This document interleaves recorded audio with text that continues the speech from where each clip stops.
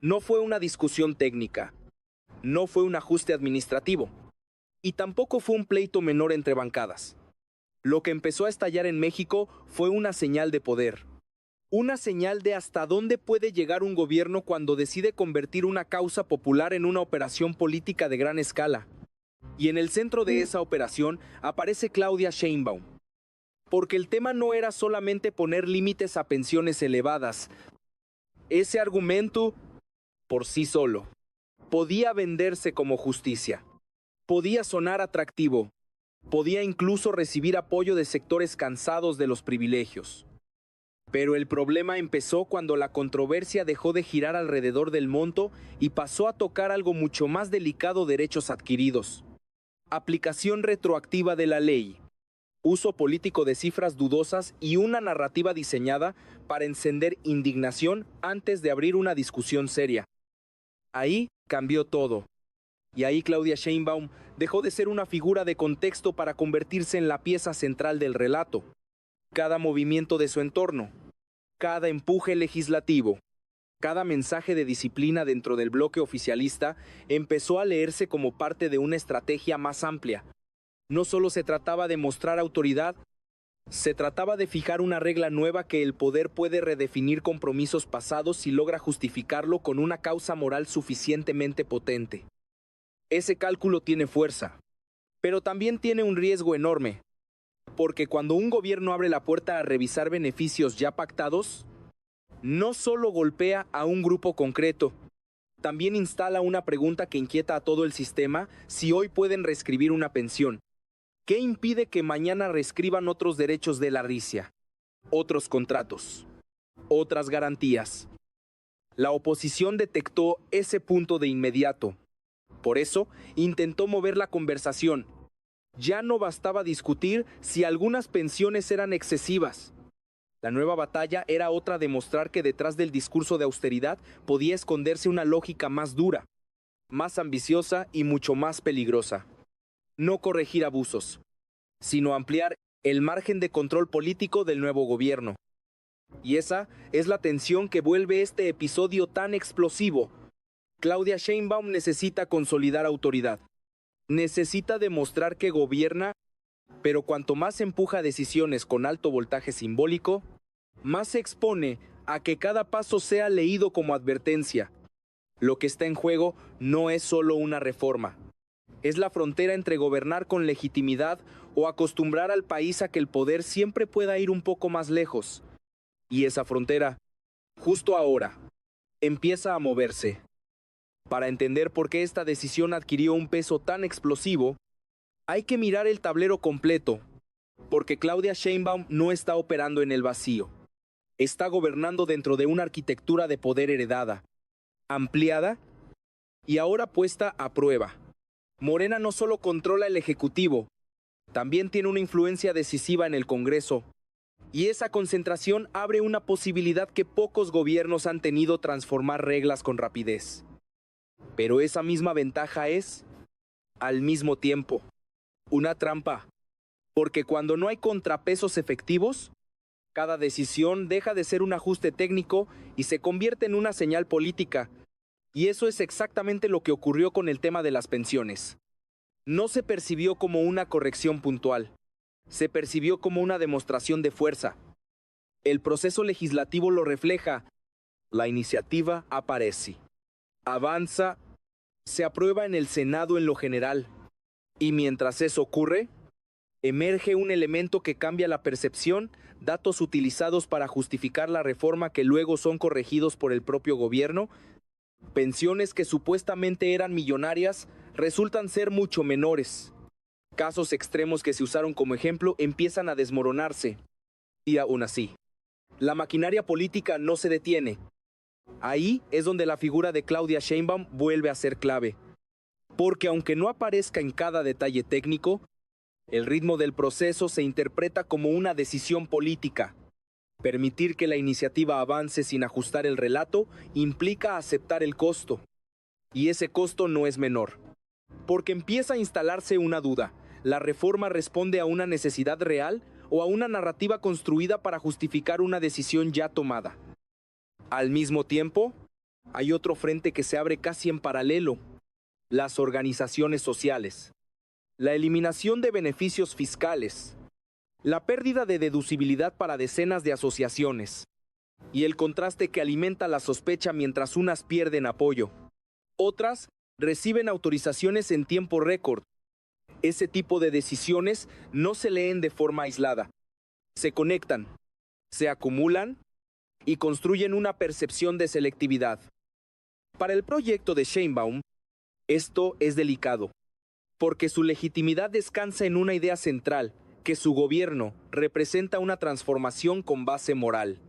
Pero cuando las medidas empiezan a percibirse como desiguales, esa base moral se erosiona, no necesariamente en términos electorales inmediatos, pero sí en la narrativa de largo plazo.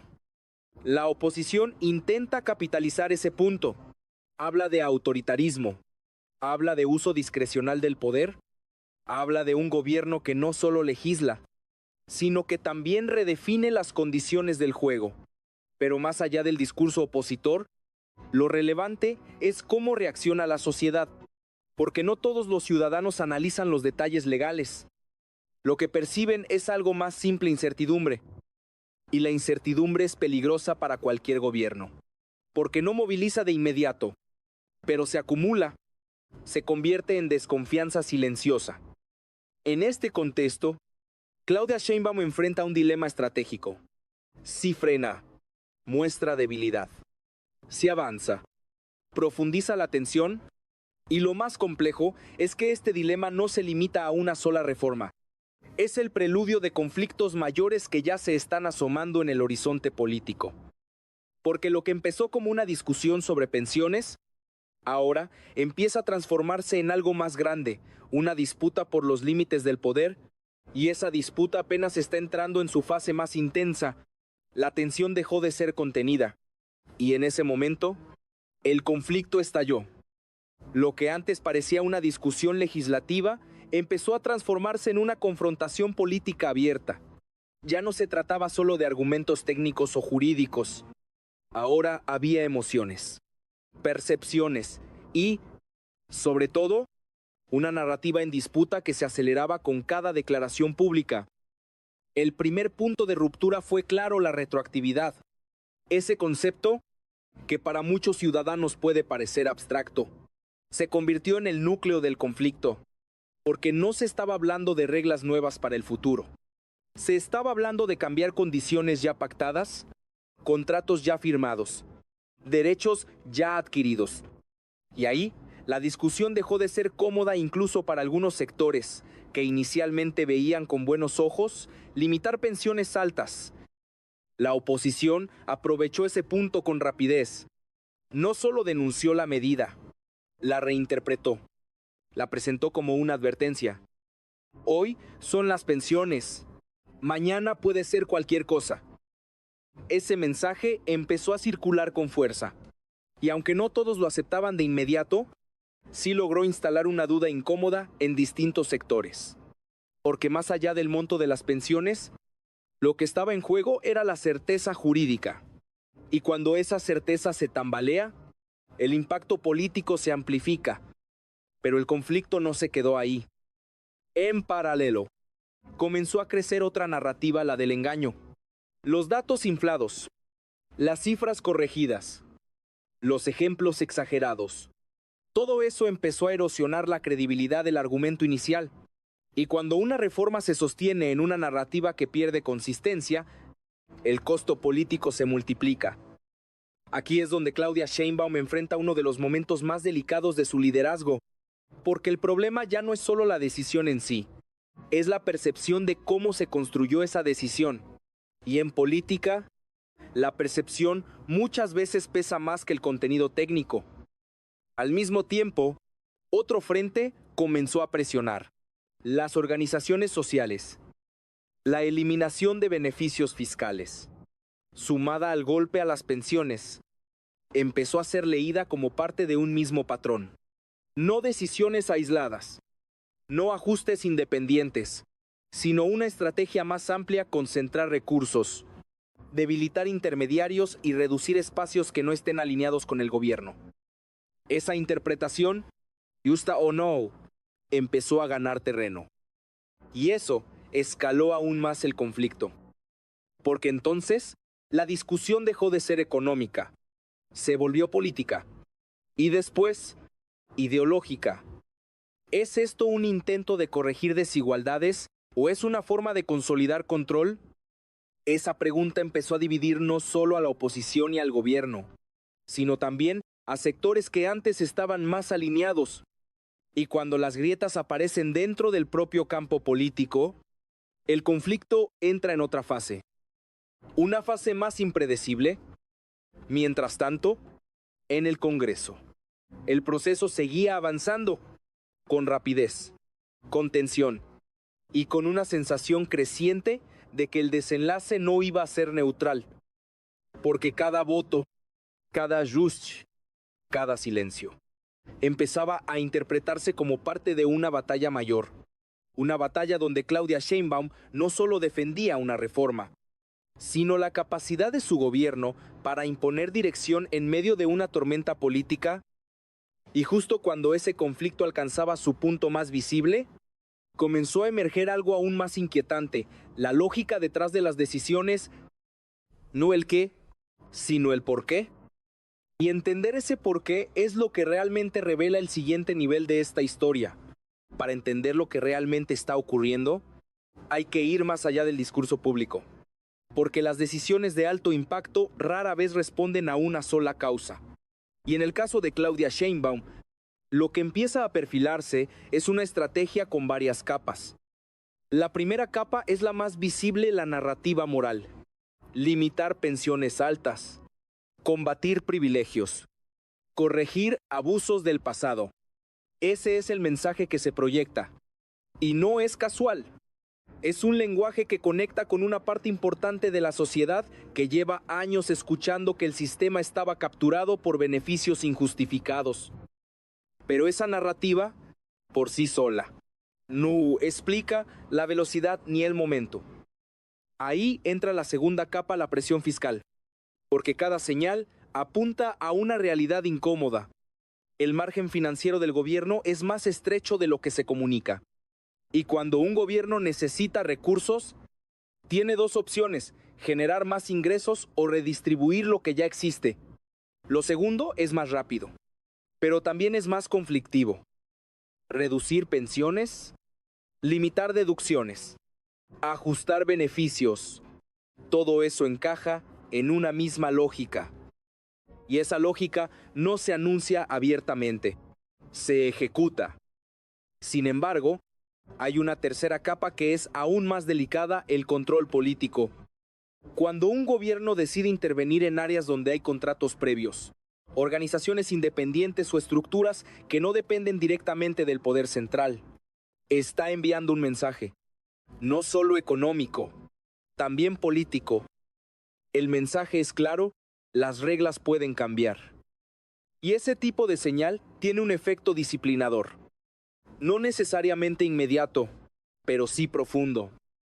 Porque actores económicos, organizaciones civiles e incluso figuras dentro del propio sistema empiezan a recalibrar su comportamiento.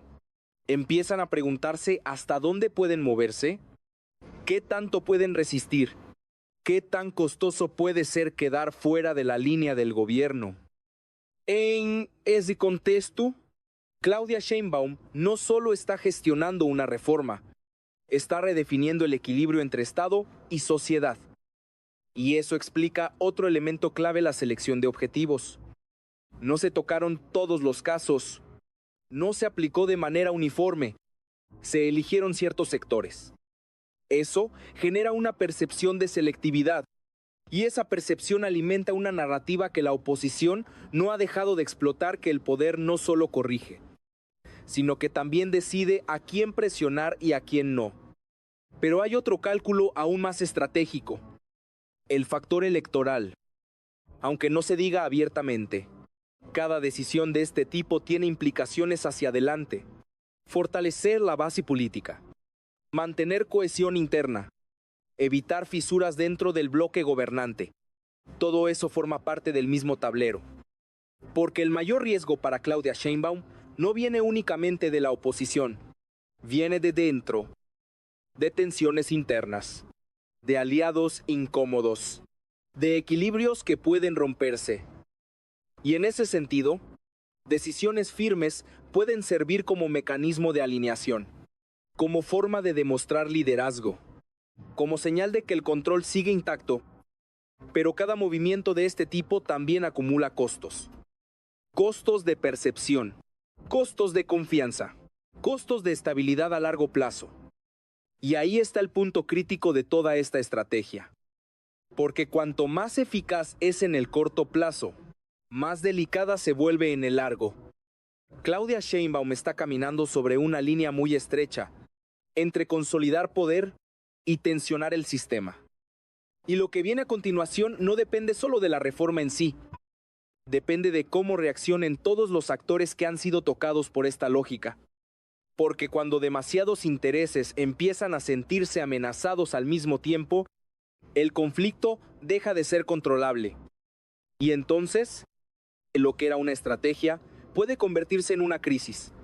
Cuando las decisiones empiezan a generar múltiples frentes de tensión al mismo tiempo, el escenario cambia.